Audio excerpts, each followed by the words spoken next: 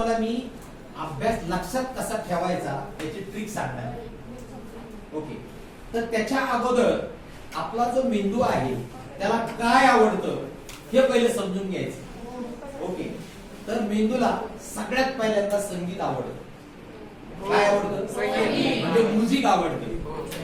आता उदाहरणार्थ मागे एक गाणं आलं होतं बघा, शांताबाई.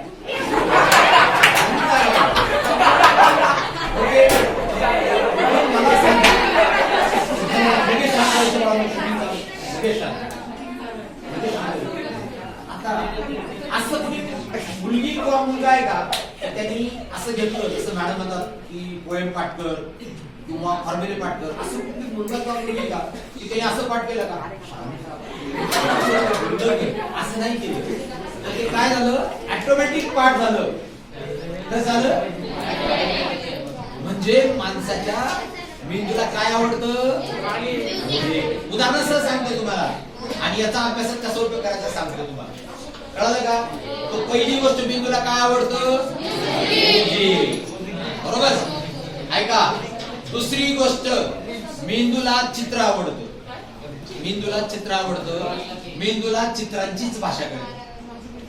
मेंदूला कुठली भाषा कळती? चित्रांचीच. म्हणून बाळांनो, आपल्याला जेव्हा शिकवलं आईचा, ब बदकाचा, क कमळाचा, है ना, तर आपल्याला जे माहिती आहे त्याच्यावर लेटर बसवले. A for apple, B for ball, C for cat.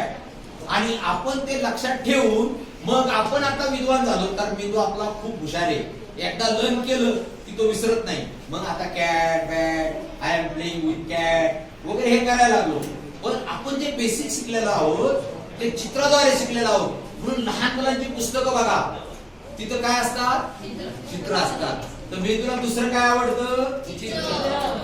मेंदूला तिसरं आवडतं ते रंगबेरंगी, कलरफुल.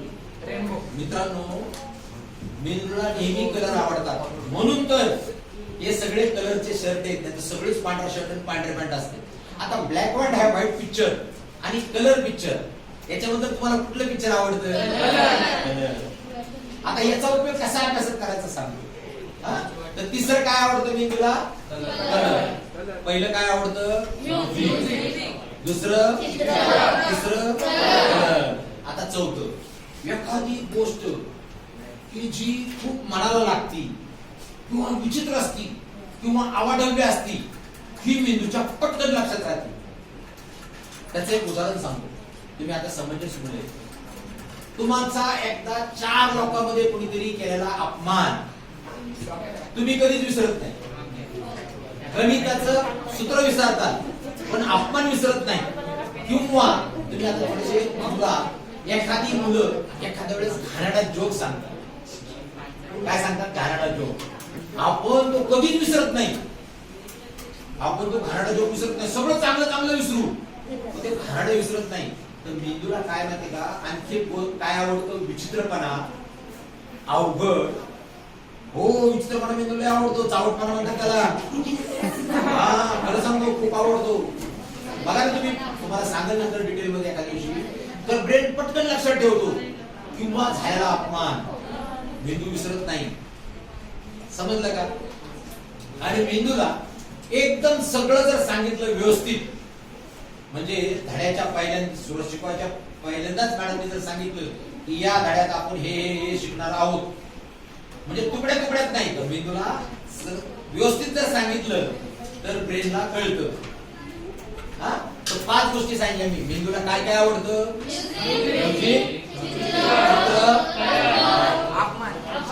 अपमान किंवा खराब गोष्टी. ओके, आता याचा उपयोग कसा अभ्यासात करायचा? ज्या वेळेस एखादा विषय तुम्हाला बोर वाटतो त्यावेळेस त्याच्यावरती काहीतरी जोक बनवा. आता all beautiful girl goes to America, हे काय माहिती का? रसायनशास्त्राचं सूत्र आहे. कारण कसं सूत्र आहे? ए मधला ऑल मधला ए, बी मधला ब्युटिफुल मधला बी, जी मधला जी, हे एक सूत्र आहे, फॉर्म्युला आहे. किंवा जातानाही पाणी पिजा. काय? हे काय? इंद्रधनुष्याचे रंग आहे. हे काय कळलं? जा म्हणजे जांभळा, ता म्हणजे तांबळा, शाबास. जातानाही पाणी पिजा. बघा